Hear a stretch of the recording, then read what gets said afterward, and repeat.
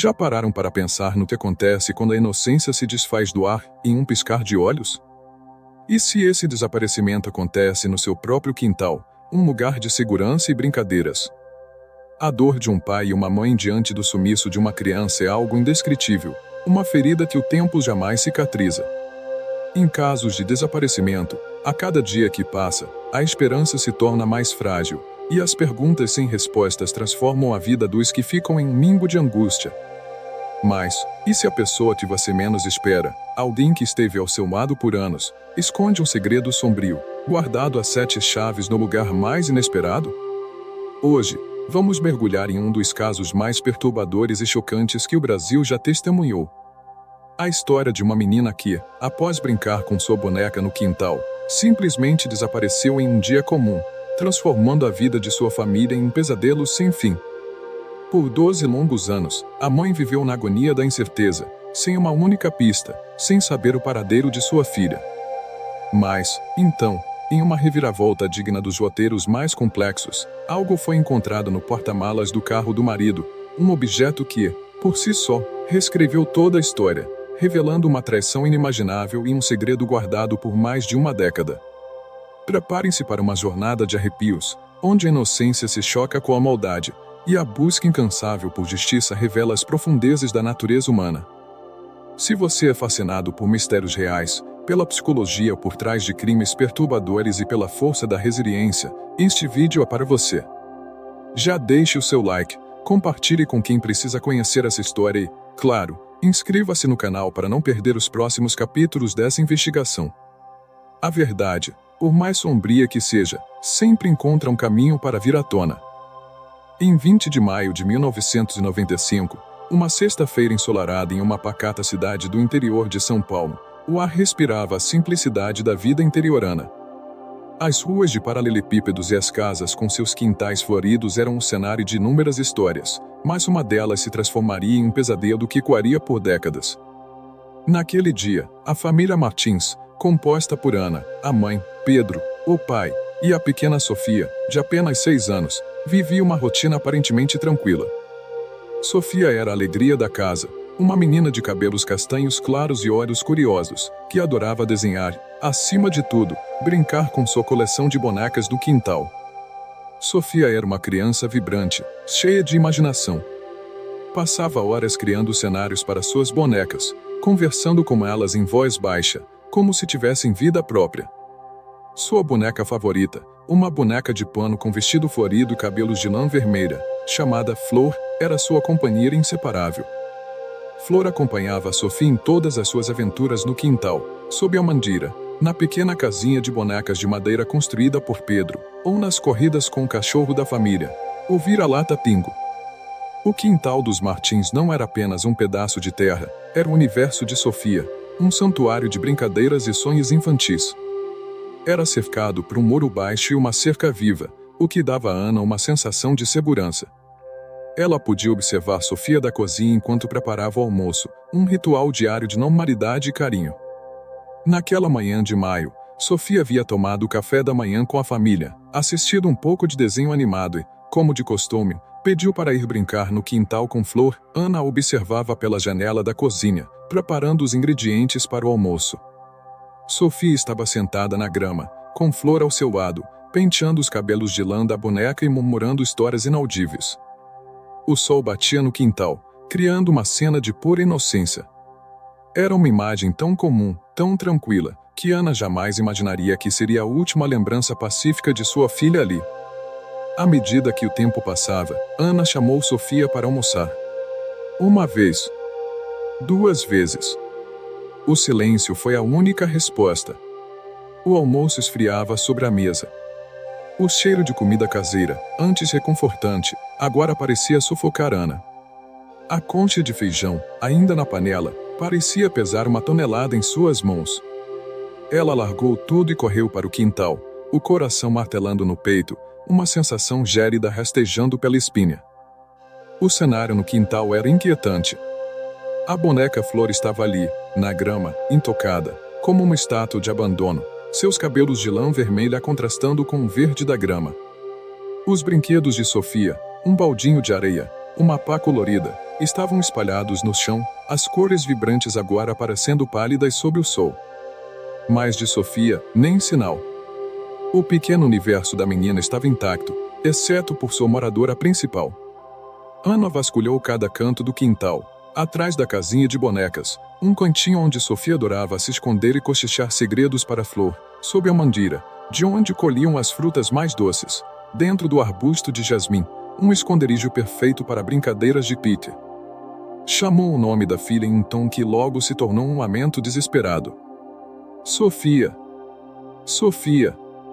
Sua voz, antes suave, agora era um grito que ecoava no silêncio opressor. O primeiro pensamento de Ana foi que a menina talvez tivesse se escondido para pregar uma peça, algo que crianças adoram fazer. Uma brincadeira de esconde-esconde que havia saído do controle. Ela correu para dentro de casa, buscando em cada cômodo, embaixo das camas, dentro dos armários, no banheiro, na lavanderia. Onde uma menina de 6 anos poderia se enfiar? Nada. O coração batia descompassado. O pânico, antes uma pontada de preocupação, agora era uma onda avassaladora que a consumia, subindo pela garganta e apertando seu peito. Pedro, o pai, estava no trabalho, e a casa parecia enorme e vazia sem a presença da filha. Ana correu para a porta da frente. Estava fechada, mas não trancada. O portão do quintal também estava fechado, assim como o portão de serviço lateral.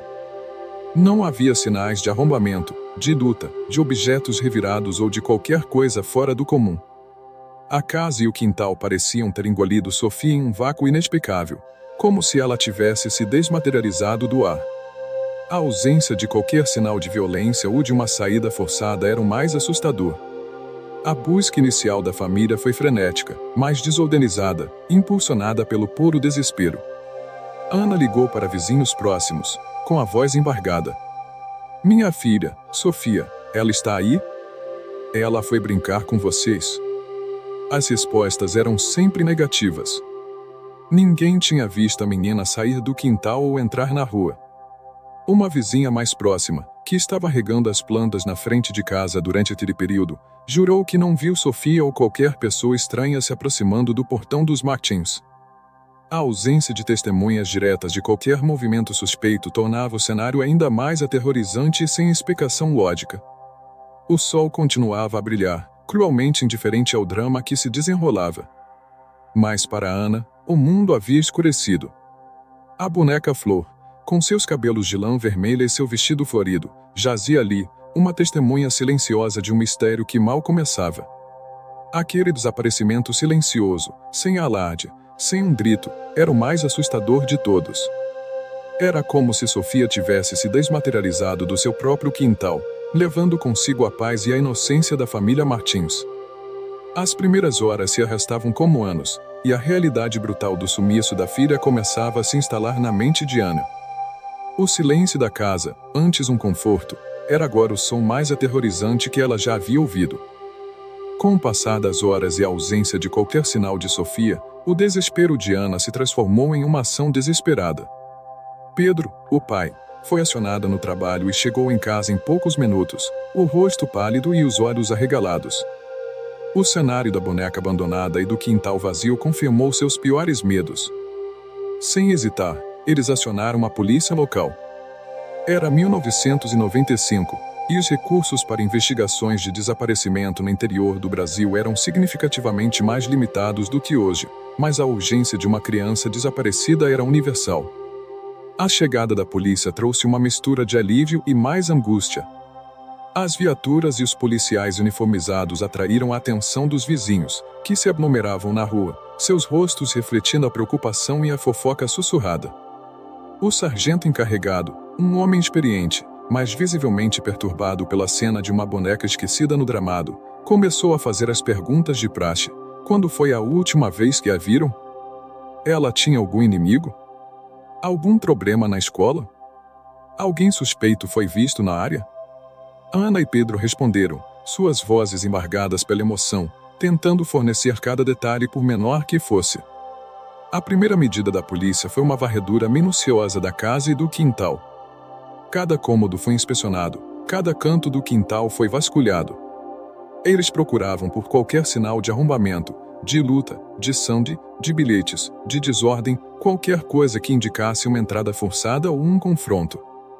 Não encontraram nada. As janelas estavam fechadas, as portas sem marcas de arrombamento. A cerca viva e o muro baixo pareciam intactos. Era como se Sofia tivesse saído por conta própria, mas para onde? E por que não deixou nenhum vestígio? A ausência de sinais de violência na cena imediata era um enigma perturbador. Os vizinhos foram interrogados. A senhora que regava as plantas confirmou que não viu ninguém suspeito. Um carteiro que passou pela rua mais cedo não notou nada em comum. O depoimento do senhor José, que viu Sofia brincando na praça algumas horas antes, um detalhe inserido para criar uma falsa pista, como no caso do carteiro, não se aplicava aqui, já que Sofia estava no quintal de casa. Essa linha narrativa foi para o outro caso. Nenhuma pista externa, nenhuma testemunha que pudesse indicar uma direção. A polícia ampliou a busca para as ruas vizinhas, praças e terrenos baldios, com a ajuda de voluntários da comunidade. Cães farejadores foram utilizados, mas o cheiro de tantas pessoas na área e a ausência de um rastro claro da menina dificultaram o trabalho. Os cães rodearam o quintal, mas não conseguiram seguir uma trilha consistente para fora da propriedade, o que sugeria que Sofia não teria se afastado a pé por conta própria, pelo menos não por muito tempo. As hipóteses iniciais, diante da falta de evidências, eram poucas e conflitantes. Fuga voluntária? Improvável para uma menina de 6 anos, sem histórico de problemas. Sequestro? Nenhuma nota de resgate, nenhum contato. Acidente? Não havia sinais de poços abertos, rios próximos ou quedas. O mistério se aprofundava. A ausência de pistas diretas no local do desaparecimento tornou a investigação imediata um desafio angustiante. A polícia prometeu continuar as buscas, mas a falta de um fio condutor deixava um vazio gélido no ar e uma sensação de impotência para os pais de Sofia.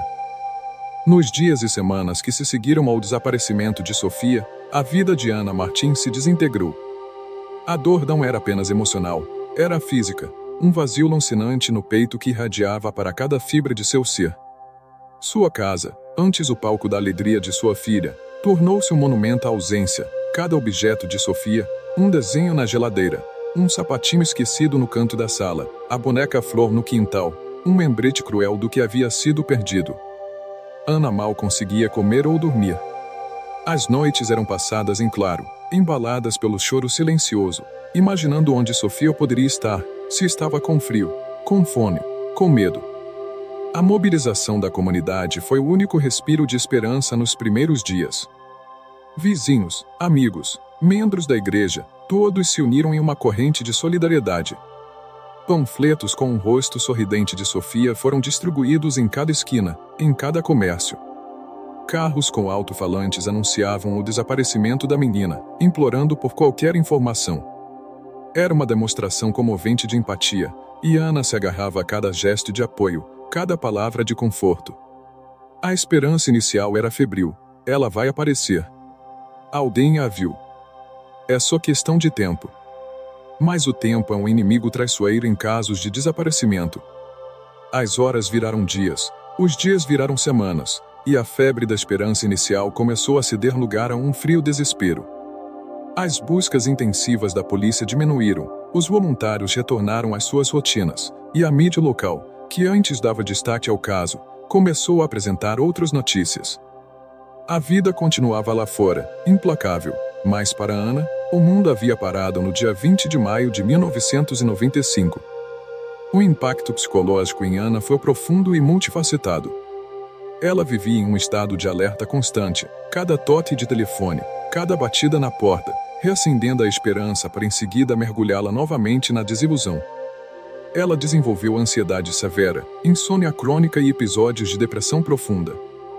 A culpa, um fardo pesado, a assombrava. Eu deveria ter ficado mais perto.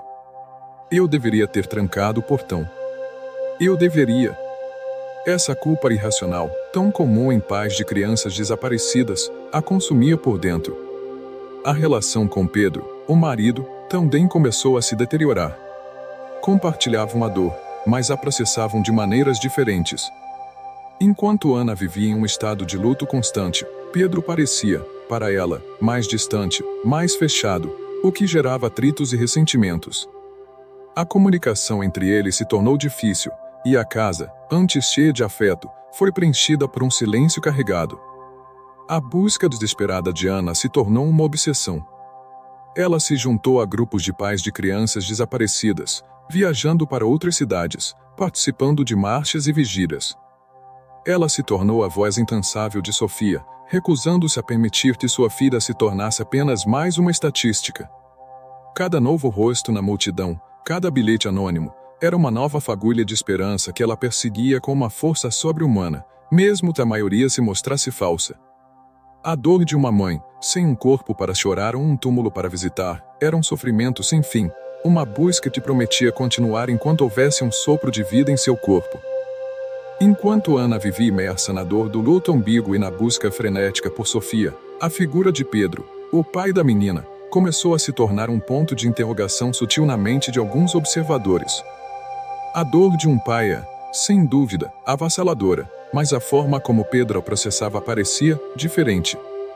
Ana notava uma distância emocional crescente nele, algo que ela, na sua própria tormenta de desespero, tentava justificar como sendo maneira masculina de lidar com a tragédia. Desde o início, a reação de Pedro foi mais contida. Enquanto Ana se desmanchava em lágrimas e buscava incessantemente, Pedro parecia mais prático, mais calmo. Ele ajudava nas buscas, falava com a polícia, mas a explosão de emoções, a revolta, a histeria que se esperaria de um pai em tal situação pareciam ausentes. Ele era reservado, quase estoico. Para a polícia da época, isso não era necessariamente um sinal de culpa. Cada pessoa lida com o trauma de forma diferente. No entanto, para os mais atentos, havia algo que não se encaixava. Pedro nunca se envolveu tão profundamente quanto Ana nas mobilizações comunitárias ou nos grupos de apoio à paz de desaparecidos. Ele dizia que precisava ser forte por Ana e manter a casa. Essa justificativa parecia razoável à primeira vista, mas, com o tempo, a ausência de sua participação ativa na busca por Sofia se tornou mais evidente. Enquanto Ana distribuía panfletos sobre o sol forte, Pedro parecia focado em sua rotina de trabalho, como se tentasse compartimentar a dor. Além disso, havia pequenos comportamentos que levantavam questionamentos, embora não fossem conclusivos. Pedro era um homem metódico, quase obsessivo com a organização de suas coisas. Tinha um carro, um antigo Volkswagen Santana, que era seu xodó, sempre impecavelmente limpo e arrumado, especialmente porta-malas, que ele mantinha trancado e usava para guardar ferramentas e itens de trabalho. Após o desaparecimento de Sofia, Ana percebeu que Pedro se tornou ainda mais protetor em relação ao carro, raramente deixando destrancado ou permitindo que Ana o usasse sem sua presença. Ele se irritava com facilidade se algo no carro estivesse fora do lugar. Outro detalhe, lembrado por Ana muito tempo depois, era que, nos dias seguintes ao desaparecimento, Pedro havia lavado o carro meticulosamente, algo que ele fazia regularmente, mas que, naquelas circunstâncias, pareceu quase uma obsessão. Ele lavou o interior e o exterior, limpando cada canto, com uma intensidade incomum. Ana, em sua dor, não deu muita importância na época, mas a lembrança voltaria a assombrá-la. A polícia, ao interrogar Pedro, não encontrou contradições significativas em seu depoimento. Ele forneceu um álibi para o horário do desaparecimento, confirmado por colegas de trabalho, e cooperou com a investigação inicial. Não havia evidências físicas que o ligassem ao sumiço da filha. No entanto, a sutil distância emocional e os pequenos hábitos incomuns de Pedro, embora não fossem provas, plantaram uma semente de desconforto em Ana. Essa semente, adormecida pela dor e pela esperança de encontrar Sofia, seria regada pelos anos de angústia e, um dia, floresceria em uma descoberta arrepiante. O caso de Sofia Martins se tornou um pesadelo investigativo. Apesar dos esforços iniciais da polícia e da mobilização da comunidade, a ausência de pistas concretas era o maior obstáculo. As semanas se transformaram em meses, e o caso, infelizmente, começou a esfriar, entrando para a triste categoria dos cold cases. A principal dificuldade era a falta de qualquer evidência física no local do desaparecimento. Não havia sinais de arrombamento na casa ou no quintal, o que eliminava a ideia de uma invasão. Não havia marcas de pneus de veículos suspeitos, nem pegadas claras que não pudessem ser atribuídas à família ou aos vizinhos. A ausência de sangue, sinais de luta, ou qualquer item estranho, tornava o cenário ainda mais enigmático. É como se Sofia tivesse evaporado no ar. As hipóteses iniciais, embora consideradas, rapidamente se mostravam inconclusivas ou sem apoio de provas. Fuga voluntária, completamente improvável para uma criança de 6 anos, feliz em casa e sem histórico de problemas. Para onde uma menina daquela idade iria? E como se manteria por tanto tempo sem ser notada? Essa teoria foi logo descartada pelos pais e pela própria polícia. Sequestro para resgate. Não houve nenhum contato, nenhuma ligação, nenhuma carta pedindo dinheiro ou qualquer outra demanda. A ausência de um pedido de resgate é um forte indicativo contra essa hipótese. Acidente, a varredura no quintal e arredores, incluindo poços, córregos e terrenos baldios próximos, não revelou nenhum sinal de acidente fatal ou de corpo. A ausência de vestígios tornava essa teoria pouco plausível. Adoção ilegal, tráfico de pessoas. Essa era uma hipótese sombria e temida, mas, sem nenhuma pista de como Sofia teria saído da propriedade, sem nenhuma rede de informações para rastrear tais atividades na época, era uma linha difícil de perseguir sem um ponto de partida. A tecnologia forense de 1995 era limitada, especialmente no interior. A análise de fibras, DNA e outras microevidências que são rotineiras hoje eram inexistentes ou inacessíveis. Não havia câmeras de segurança na região. As redes de comunicação entre delegacias eram lentas e burocráticas, o que dificultava o cruzamento de informações com casos semelhantes em outras cidades ou estados. Não existiam bancos de dados informatizados de pessoas desaparecidas ou de criminosos sexuais como temos hoje.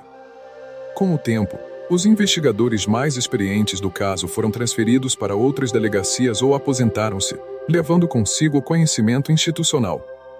O caso de Sofia se tornou um volume de papéis empoeirados, uma história triste que a cidade não queria esquecer, mas não sabia como resolver. A esperança da família definhava a cada dia, substituída por uma angústia profunda e a terrível certeza de que, sem novas pistas, a verdade sobre o desaparecimento de Sofia poderia jamais vir à tona. O silêncio, antes um som, era agora a própria natureza da investigação. Os 12 anos que se seguiram ao desaparecimento de Sofia foram uma eternidade de angústia para Ana Martins. O calendário virou para o novo milênio, depois para o meio dos anos 2000, mas a cadeira de Sofia na mesa continuava vazia, seu quarto intocado, e a boneca Flor, guardada por Ana em um lugar especial, era o símbolo doloroso de uma inocência perdida. O tempo, que deveria curar todas as feridas, para Ana, apenas aprofundava a chaga da incerteza. O impacto na família Martins foi devastador. A dor do luto ambíguo corroeu as estruturas do relacionamento de Ana e Pedro. Eles se afastaram. A comunicação, já difícil, tornou-se inexistente. Pedro se fechou ainda mais, mergulhando no trabalho e no silêncio. Ana, por outro lado, vivia para a busca incessante por Sofia. A dissonância entre suas formas de lidar com a tragédia criou um abismo intransponível. Aos poucos, a tristeza deu lugar ao ressentimento, e o ressentimento à indiferença. A separação do casal era inevitável. Em 2000, 5 anos após o desaparecimento de Sofia, Ana e Pedro se divorciaram. A casa que um dia fora o lar de uma família feliz tornou-se grande demais para a dor de Ana sozinha. Pedro se mudou para um apartamento, mantendo a posse do carro, o velho Volkswagen Santana, que ele continuava a cuidar com o mesmo zelo quase obsessivo.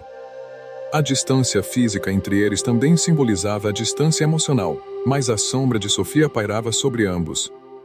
A vida de Ana se tornou uma rotina de lembranças e buscas. Ela nunca deixou de acreditar que Sofia estava viva, em algum lugar. Cada programa de TV sobre desaparecidos, cada reportagem, cada seminário sobre cold cases era uma nova oportunidade de aprender, de buscar um fio de esperança. Ela se tornou uma defensora de outros pais em situações semelhantes, encontrando um propósito na dor compartilhada. A comunidade, embora comovida, seguiu em frente, e o nome de Sofia se tornava menos frequente nas conversas do dia a dia, mas nunca na mente de Ana. As datas comemorativas eram torturantes. O aniversário de Sofia, o Natal, O Dia das Mães, cada uma dessas datas era um lembrete cruel do que havia sido roubado. A esperança diminuía com o tempo, substituída por lampejos de desesperança, mas Ana se agarrava a qualquer fragmento de positividade. Ela sabia que a probabilidade de encontrar Sofia viva diminuía a cada ano, mas a possibilidade de ter respostas, de saber o que aconteceu, era o que a mantinha de pé. Durante esses 12 anos de angústia, Ana se dedicou a manter a memória de Sofia viva, como se isso pudesse trazê-la de volta.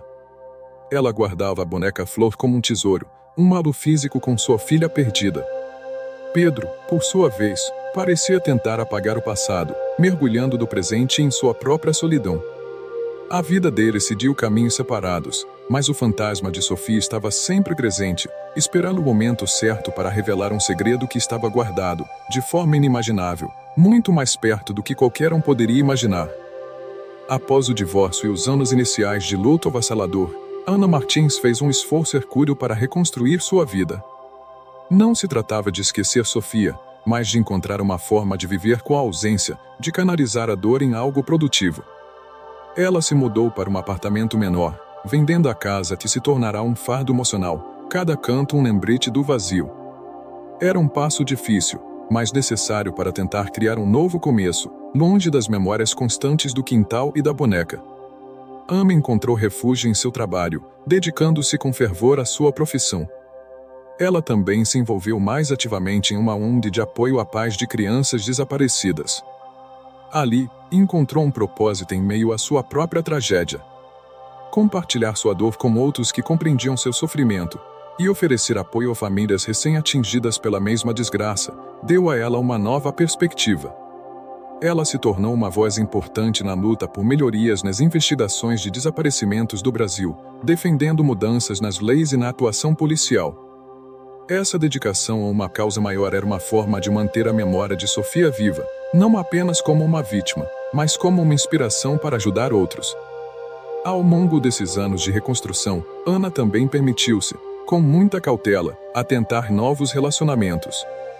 Conheceu um homem gentil, que a compreendia e respeitava sua dor e sua dedicação à busca por Sofia. Ele se tornou um pilar de apoio, oferecendo a Ana um vislumbre de afeto e normalidade que ela pensou que nunca mais sentiria. No entanto, a sombra do desaparecimento de Sofia estava sempre presente. A possibilidade de ter mais filhos era um tópico delicado, permeado pelo medo de reviver a mesma dor. Ana vivia em um equilíbrio tênue entre a esperança e o trauma, sempre com um olho no passado e outro na tentativa de construir um futuro. A distância do ex-marido, Pedro, era um fato consumado. Eles mantinham contato apenas por assuntos práticos, como a frieza que demonstrava o abismo entre eles. Pedro parecia ter se isolado ainda mais, mergulhado em sua própria forma de luto, ou talvez de negação. Ele raramente falava sobre Sofia, o que para Ana era um comportamento incompreensível e, por vezes, irritante. Como um pai poderia simplesmente parar de falar sobre sua filha desaparecida? Essa diferença na forma de lidar com a dor aprofundou a desconfiança silenciosa de Ana, embora ela nunca tivesse uma prova concreta de que Pedro estaria envolvido. A vida de Ana estava em uma nova fase, mais estável, mas a ferida de Sofia permanecia. Ela havia construído uma fortaleza de resiliência, mas em seu coração, a pergunta "onde está minha filha?" continuava a ecoar. Ela não sabia que, a poucos quilômetros de distância, no porta-malas de um carro familiar, um segredo guardado por 12 longos anos estava prestes a ser desenterrado, rompendo a fachada de uma vida reconstruída e revelando a verdade mais sombria de todas. O palco estava montado para a reviravolta que mudaria tudo. O tempo é, por vezes, um cúmplice silencioso, guardando segredos por anos, até que um momento inesperado, uma pequena falha na rotina, o estraga à tona. E foi exatamente isso que aconteceu em 2007, 12 anos após o desaparecimento de Sofia. Ana Martins, que havia se afastado da antiga casa e do ex-marido Pedro, encontrou-se em uma situação que a forçou a revisitar um passado que ela tentava manter à distância. Pedro, o ex-marido, havia sido internado às pressas devido a um problema de saúde inesperado. Não era grave, mas exigia alguns dias de repouso no hospital. Ele ligou para Ana, algo incomum, pedindo um favor. Precisava que ela fosse até a antiga casa deles, ainda propriedade dele, para buscar alguns documentos importantes de trabalho que estavam em uma caixa no armário do escritório. Para Ana, a ideia de voltar àquela casa, impregnada de memórias de Sofia, era um tormento. Mas a urgência do pedido de Pedro e um resquício de afeto ou dever a moveram. Ao chegar à casa, Ana sentiu um aperto no peito. O local estava mais desabitado do que nunca, com uma atmosfera de melancolia. Ela encontrou os documentos no escritório e, ao se preparar para ir embora, Pedro ligou novamente. Ana, por favor, você poderia pegar também uma caixa de ferramentas que está no porta-malas do carro? Eu preciso delas aqui no hospital para um pequeno ajuste na minha cadeira. O carro de Pedro, o velho Volkswagen Santana, que ele sempre mantivera impecável, estava estacionado na garagem. Ana hesitou por um momento. Ela lembrava-se do quão Pedro era zeloso com aquele carro, especialmente com o porta-malas. Era quase um santuário pessoal para ele, onde ele guardava suas ferramentas e outras coisas de trabalho, e raramente deixava Ana abri-lo sozinha. No entanto, a situação era de emergência. Pedro estava no hospital, e era apenas um pedido simples. Ela pegou a chave do carro que Pedro havia deixado em um local combinado. Caminhou até o Santana, o coração batendo um pouco mais rápido. Ao abrir a porta do motorista para pegar a alavanca do porta-malas, ela sentiu um cheiro peculiar, um cheiro de mofo misturado com algo doce, quase rançoso, que vinha do interior do veículo. Não era um cheiro forte o suficiente para ser imediatamente alarmante, mas era perceptível. Ana puxou a alavanca. O mecanismo do porta-malas soltou um clique, e a tampa se ergueu lentamente, revelando um interior escuro e bagunçado, algo incomum para o carro de Pedro. Ali, entre algumas ferramentas, coberto por um pano velho, havia uma caixa de papelão umedecida.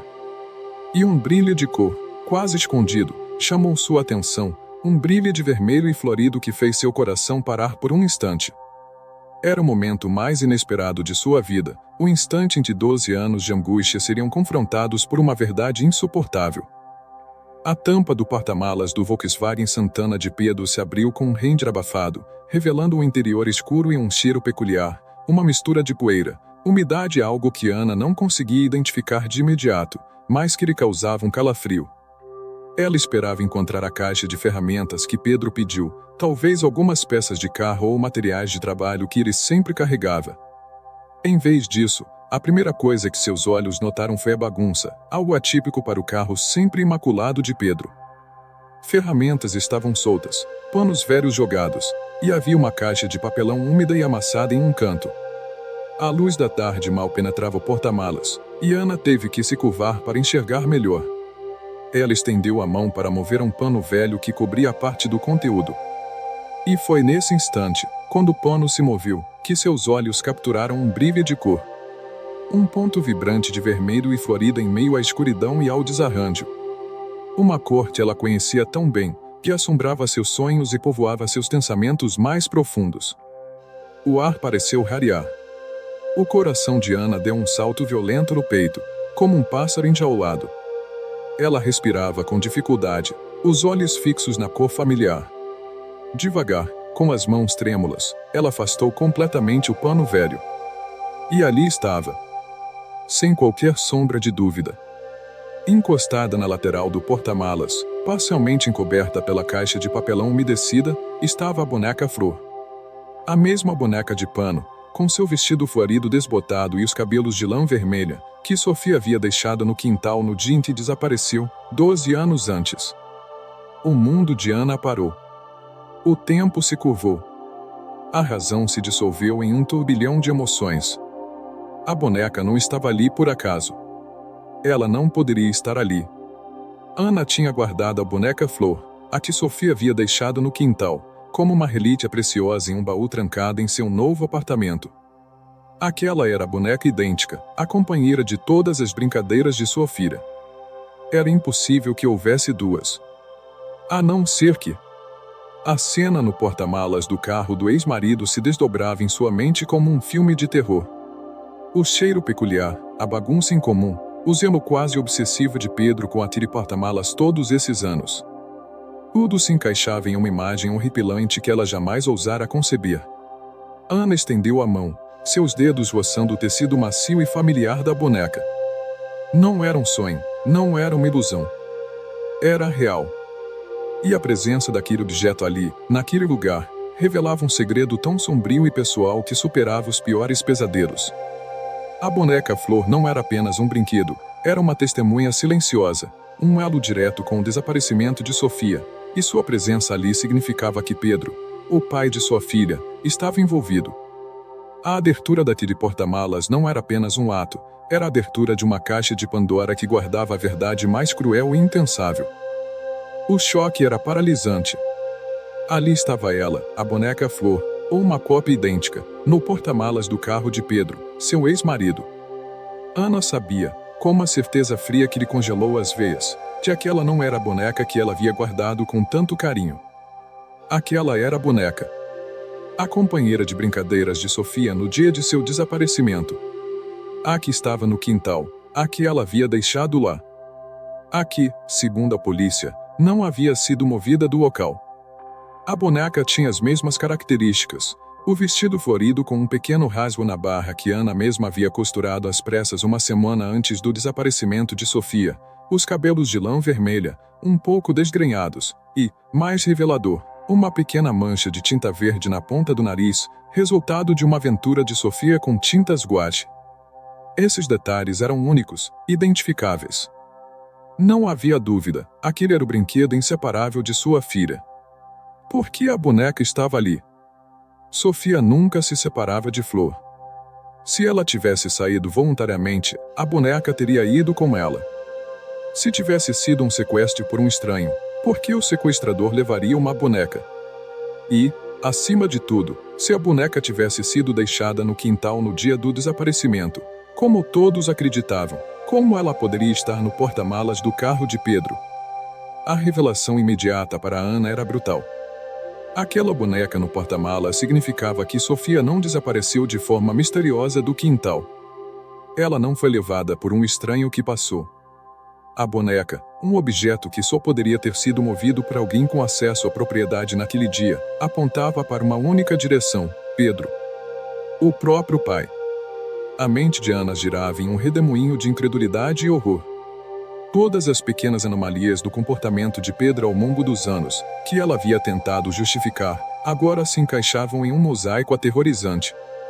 O excessivo zelo com Cal, a porta do porta-malas sempre trancada, o silêncio dele sobre Sofia, a forma como ele parecia ter superado a dor mais rápido. Tudo isso, antes pequenos incômodos, eram agora peças de um quebra-cabeça macabro. A boneca era prova material silenciosa que falava mais alto do que qualquer testemunha. Ela era a ponta do iceberg, a superfície de um segredo guardado por 12 anos. Sua presença ali não era apenas uma pista, era uma confissão silenciosa, um grito do passado que finalmente coava no presente. O horror gelou Ana. O homem que ela havia amado, o pai de sua filha, era agora o principal suspeito. E o objeto que selava essa suspeita era a boneca favorita de sua própria filha, a pequena Flor, que ele havia escondido por todo esse tempo. O vazio que Ana sentia havia se preenchido com a mais cruel das verdades. A boneca Flor em suas mãos não era apenas um brinquedo infantil, era um soco no estômago, um raio caindo em um céu claro. O sangue pareceu escorrer do rosto de Ana, e uma tontura súbita a atingiu. Ela se apoiou na lateral do carro, tentando processar a visão. A prova material, seus dedos se apertaram ao redor da boneca, sentindo a familiaridade do tecido, do cabelo de lã. Não havia engano, não havia ilusão. Aquela era a boneca de Sofia. O choque inicial deu lugar a uma onda de emoções tão avassaladoras que ela mal conseguia respirar. Primeiro, a incredulidade. Não podia ser. Pedro? O pai de Sofia? Éramos uma família. Isso é impossível. O homem com quem ela havia compartilhado a vida, a dor, o luto? Mas a boneca estava ali, fria, real, teimosa. Não havia como refutar sua presença. Em seguida, veio o horror. Se a boneca estava ali, no porta-malas do carro de Pedro, isso só poderia significar uma coisa: ele a havia tirado do quintal. Ele a escondeu. E se ele escondeu a boneca, o que mais ele escondeu? O que ele fez com Sofia? A imagem inocente da filha brincando com Flor no quintal foi brutalmente substituída por cenários de terror inimagináveis, pintados pela mente em pânico de Ana. A cada segundo, a confirmação se tornava mais clara: Pedro estava envolvido.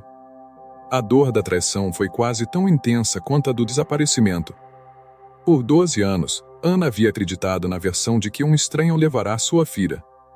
Ela havia compartilhado seu sofrimento com Pedro, havia chorado em seus braços, havia o defendido de qualquer suspeita.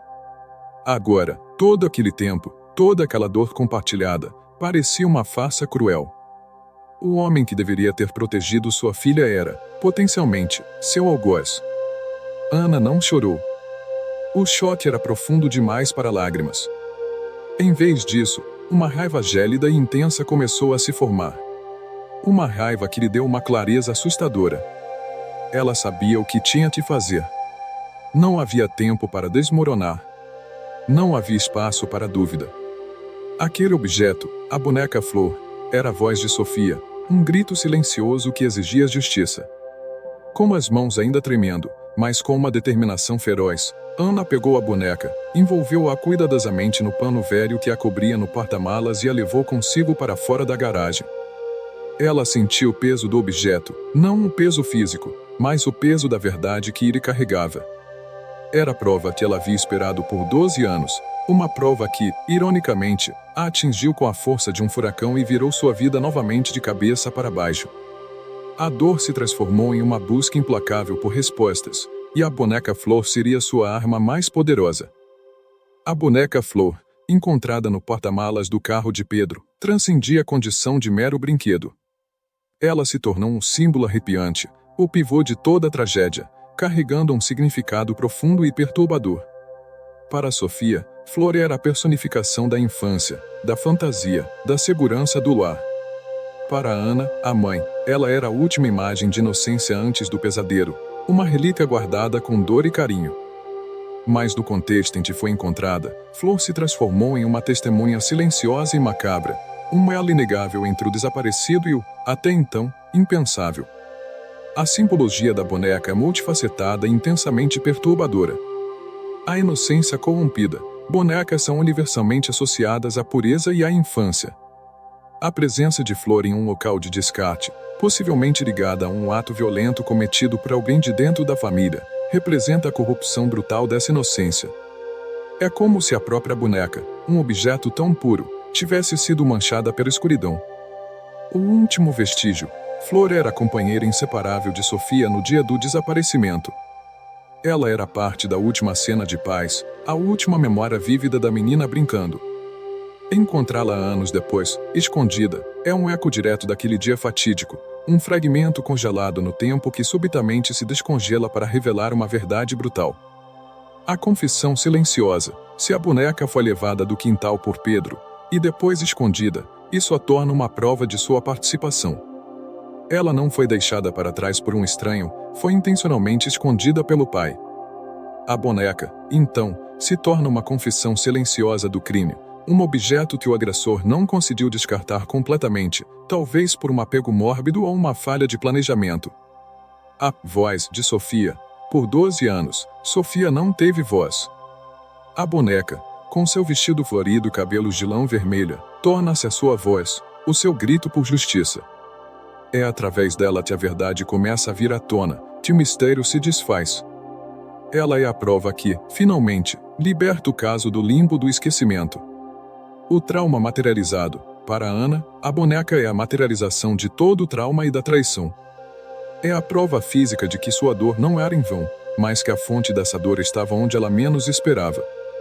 Ver a boneca reacende não apenas a memória de Sofia, mas também a memória de cada dia de angústia, cada lágrima, cada questionamento. A boneca Flor era, para Ana, um símbolo arrepiante que falava volumes. Ela era a prova irrefutável de que o inimigo não estava do lado de fora do quintal, mas dentro de casa, disfarçado de pai. Sua presença no porta-malas não era um acaso, era a peça mais crucial de um quebra-cabeça macabro, a última e mais terrível pista que revelaria a verdade por trás do desaparecimento da pequena Sofia. O brinquedo de uma criança, inocente por natureza, tornou-se o mais sombrio dos arautos da verdade.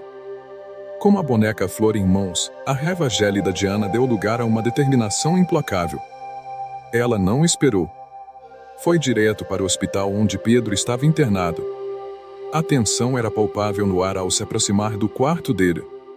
Pedro, deitado na cama, parecia frágil, mas o olhar de Ana não demonstrava nenhuma piedade.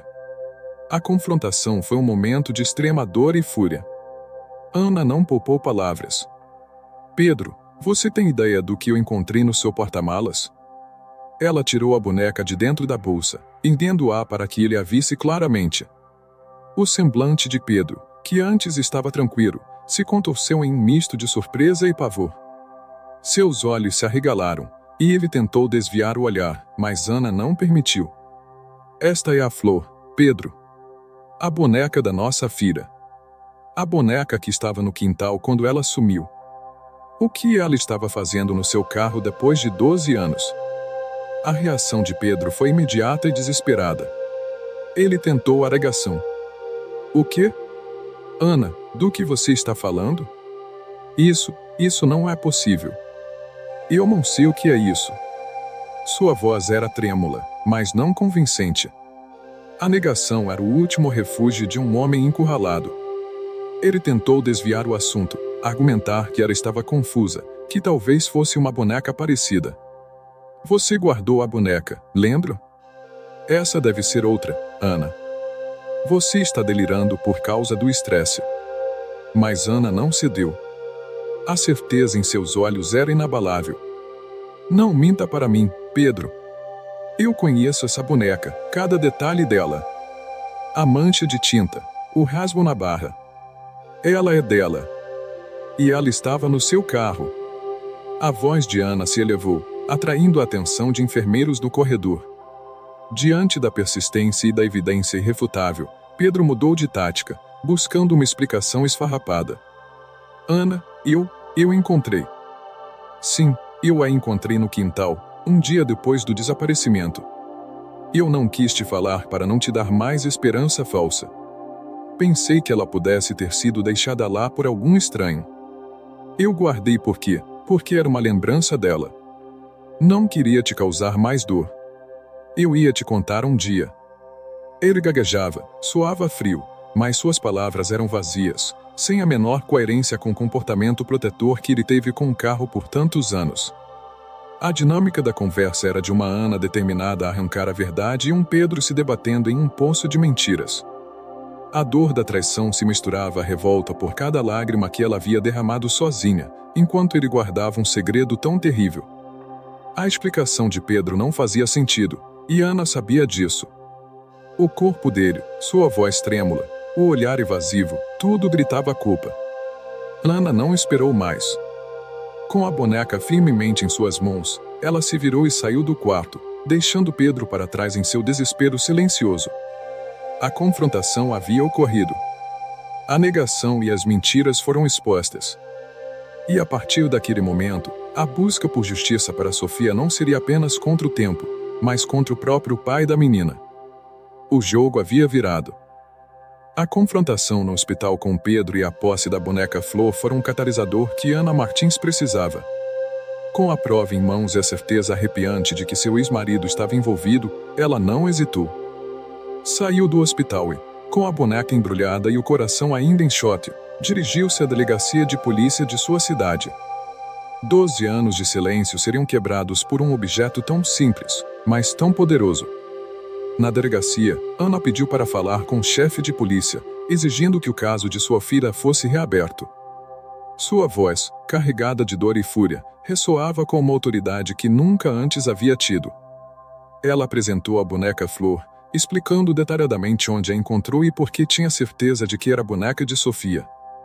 Ela também relatou o comportamento de Pedro ao longo dos anos, o zelo excessivo com o carro, sua distância emocional e as mentiras contadas durante a confrontação.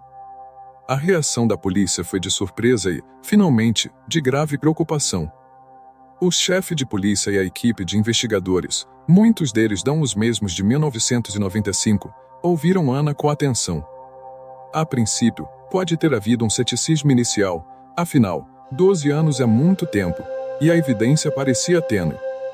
No entanto, A determinação de Ana, a clareza de seu relato e, principalmente, o objeto em si, uma boneca que se encaixava perfeitamente na descrição do brinquedo de Sofia e que tinha detalhes únicos, forçaram uma reavaliação. A polícia reconheceu o potencial da boneca como uma evidência material crucial. Sua presença no carro de Pedro, escondida por tanto tempo, e seu reconhecimento inequívoco por Ana, tornaram uma nova teoria de Ana extremamente plausível. Rapidamente, o caso de Sofia Martins, que estava na pilha de cold cases há uma década, foi oficialmente reaberto. O primeiro passo foi a apreensão do Volkswagen Santana de Pedro. O carro foi levado para o pátio da perícia para uma análise forense detalhada.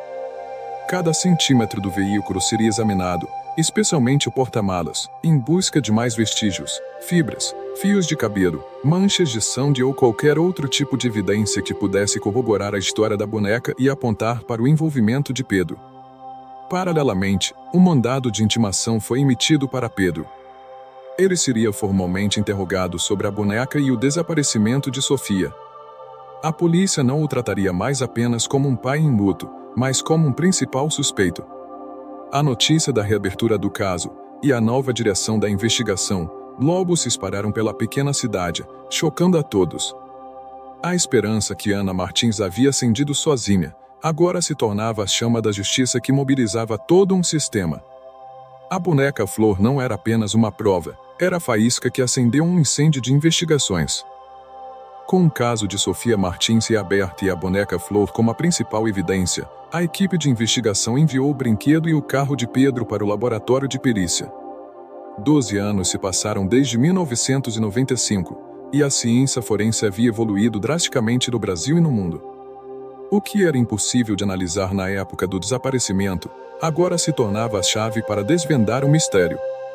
A análise da boneca Flor foi meticulosa. DNA de contato. Técnicas avançadas de extração de DNA foram aplicadas na superfície da boneca, especialmente nos locais onde a criança segurava ou onde houve mais contato. A esperança era encontrar células epiteliais de Sofia ou de qualquer outra pessoa que a tenha manipulado. E a ciência não falhou. Perfis de DNA de Sofia foram encontrados na boneca, o que confirmava que era, de fato, o brinquedo de sua filha. Mais importante, vestígios de um DNA masculino, parcial, mais distinto do de Sofia, também foram detectados em pequenas quantidades na superfície do tecido e nos cabelos de lã, o que seria crucial. Fibras. A análise de microfibras revelou a presença de fibras de carpete automotivo compatíveis com o interior do Volkswagen Santana de Pedro. Isso reforçou a ideia de que a boneca passou um tempo considerável dentro do carro. Análise de sujeira, poeira. Pequenas partículas de solo e poeira foram encontradas na boneca. A análise microscópica dessas partículas revelou que elas não eram compatíveis com o solo do quintal da casa dos Martins, mas sim com um tipo de solo comum em áreas de mata fechada ou terrenos baldios fora da cidade. Isso sugeria que a boneca, e possivelmente Sofia, esteve em um local diferente antes de ser guardada no porta-malas. Paralelamente, a análise forense do carro de Pedro foi igualmente reveladora, apesar dos anos e das lavagens. DNA no porta-malas. Apesar das lavagens frequentes de Pedro, técnicas avançadas de luminol e kits de detecção de sangue oculto revelaram a presença de vestígios minúsculos de sangue humano no forro do porta-malas. Embora em pouca quantidade, a tipagem sanguínea inicial e, posteriormente, a extração de DNA, confirmaram que o sangue era compatível com o de Elias. Essa parte é um erro. Aqui deve ser da Sofia. Vou corrigir no próximo tópico. Não, desculpe, essa parte foi uma mistura com um caso anterior. O sangue foi compatível com Sofia. Isso era a prova mais avassaladora. Fibras e partículas. Fibras do vestido de Sofia e pequenos fios de cabelo foram encontrados em rentrances do porta-malas, e até mesmo um pequeno elástico de cabelo da menina foi achado escondido sob o revestimento. Análise de odor. Embora mais difícil, o odor de decomposição, mesmo após anos e lavagens, pode ser detectado por cães farejadores especializados. Um cão da polícia indicou positivamente a presença de odor de restos humanos do porta-malas, confirmando o pior dos medos. As revelações da análise forense foram chocantes e irrefutáveis. O DNA da própria Sofia no porta-malas de Pedro, o DNA masculino desconhecido na boneca, as fibras e o sangue, Tudo isso apontava para um cenário de violência e para o envolvimento direto do pai da menina. O objeto encontrado, a boneca Flor, não só reabriu o caso, mas o resolveu em grande parte. A ciência, que antes era limitada, agora falava em alto e bom som, desvendando o segredo guardado por 12 anos. Com as provas forenses irrefutáveis e a reabertura do caso, a figura de Pedro, o pai e ex-marido de Ana, passou de uma figura de luto para o principal suspeito. A polícia, com a ajuda de psicólogos e criminologistas, começou a traçar um perfil psicológico dele, buscando entender as possíveis motivações e a mente por trás de um crime tão horripilante, cometido contra a própria filha. Inicialmente, Pedro parecia ser um homem comum, trabalhador, reservado, zeloso com suas posses, como Cal. No entanto, os pequenos detalhes percebidos por Ana ao longo dos anos, o zelo excessivo com o porta-malas, a lavagem meticulosa do carro logo após o desaparecimento, a aparente distância emocional e a frieza em relação ao luto de Sofia, começaram a fazer um sentido arrepiante. A análise do comportamento de Pedro revelou traços de uma personalidade controladora e, possivelmente, narcisista. Indivíduos com esses traços tendem a manter uma fachada impecável, especialmente em público. A vulgarização obsessiva do carro e de seus pertences poderia ser um reflexo dessa necessidade de controle, até mesmo sobre a cena de um crime. A negação inicial na confrontação com Ana não foi apenas um reflexo de culpa, mas também uma tentativa de manter essa fachada, mesmo quando encurralado. A ausência de um motivo aparente para o roubo das encomendas de Elias no caso anterior, e agora a ausência de um motivo óbvio para o sequestro de Sofia que não envolvia resgate, levava os investigadores a considerar motivos mais profundos e sombrios, como segredo sexual ou abuso. Embora a perícia em 1995 não tivesse as ferramentas para identificar evidências de abuso no local do desaparecimento, a análise de DNA no porta-malas, se houvesse, poderia indicar isso. A presença da boneca e o descarte dela no carro poderiam ser uma tentativa de ocultar um crime que não era apenas o desaparecimento. Muitos criminosos que abusam de crianças as mantêm em locais que eles controlam, e o carro, para Pedro, era um ambiente seguro e privado. Conflito familiar ou ciúmes. Em alguns casos, o assassinato de um filho pode ser um ato extremo de vingança ou controle sobre o parceiro. Se Pedro e Ana tinham problemas no casamento antes do desaparecimento de Sofia, e se Pedro via a filha como um laço que o prendia ou como um objeto de um conflito, isso poderia ser uma motivação doentia. A frieza e o afastamento pós-desaparecimento poderiam ser o resultado de um sentimento de culpa internalizado ou de uma tentativa de reprimir o que havia feito. Distúrbios de personalidade. Alguns tipos de criminosos, como psicopatas, são capazes de cometer atos cruéis e depois viver uma vida normal, sem remorso. A aparente calma de Pedro e sua capacidade de compartimentar a tragédia por tantos anos poderiam indicar um distúrbio de personalidade que o permitia manter a mentira. Ele não demonstrou a dor esperada de um pai em luto. A posse da boneca por 12 anos e sua guarda no porta-malas do carro indicavam um comportamento obsessivo ou uma incapacidade de se livrar completamente da prova, talvez por um apego mórbido à lembrança de Sofia, mesmo após o crime.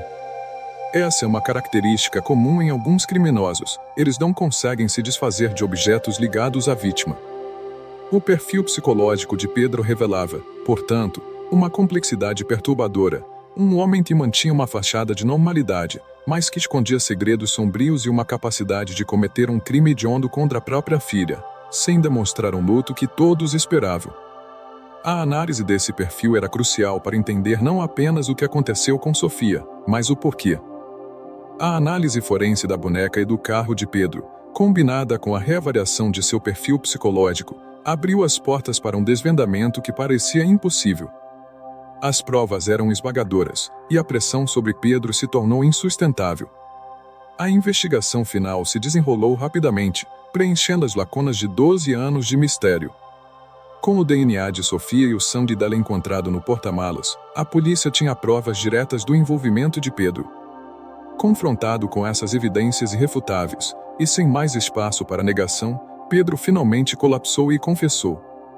A verdade era ainda mais sombria do que Ana poderia ter imaginado.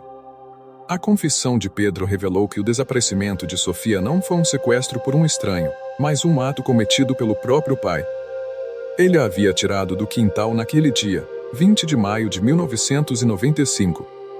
A boneca Flor, que estava com ela, foi levada por ele para o carro no calor do momento. A motivação exata de Pedro era complexa e perturbadora. Ele alegou que Sofia o incomodava e que ele queria se livrar da responsabilidade. Alguns especialistas, após a confissão, sugeriram que o comportamento de Pedro poderia ter raízes em distúrbios de personalidade e um histórico de abuso ou negligência que a família nunca havia percebido ou admitido plenamente. A frieza com que ele descreveu os fatos era estarrecedora. O local onde Sofia foi descartada era uma área de mata fechada, um terreno baldio a cerca de 30 quilômetros da cidade, um local que Pedro conhecia bem por ser um antigo caminho para um sítio de um parente distante. Era compatível com as partículas de solo encontradas na boneca.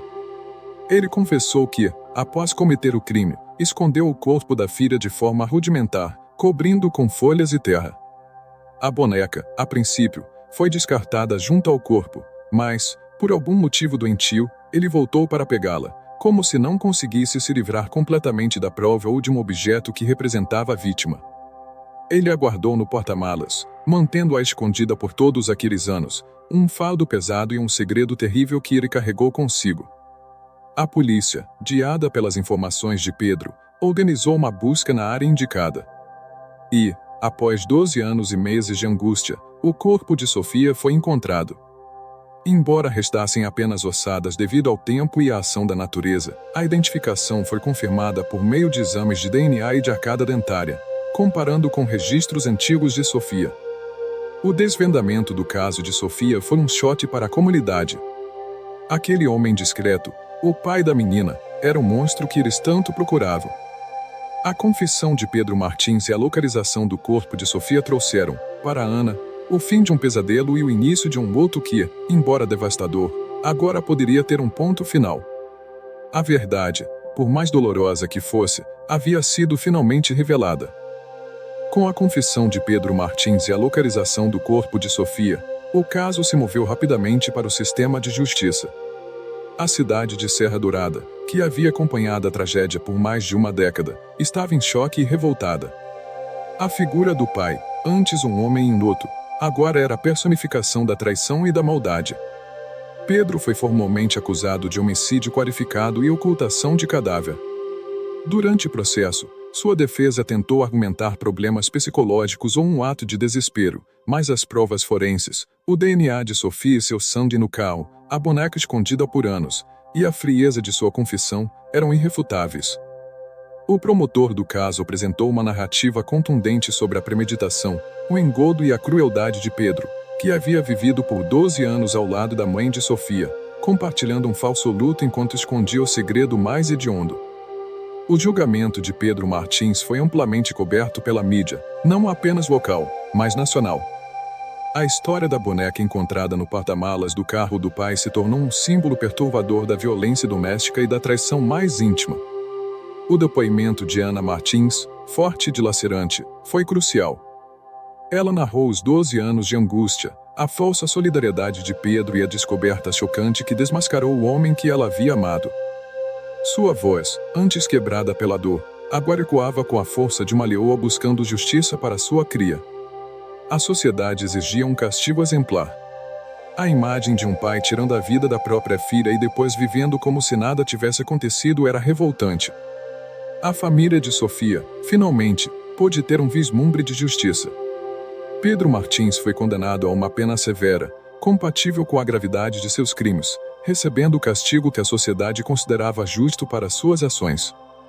A prisão de Pedro trouxe um alívio ambíguo para Ana. Não traria Sofia de volta, mas encerrava o pesadelo da incerteza e confirmava a identidade do monstro. As consequências para Ana foram profundas. A dor da perda de Sofia era agora acompanhada pela dor da traição. O homem com quem ela havia dividido a vida era um criminoso.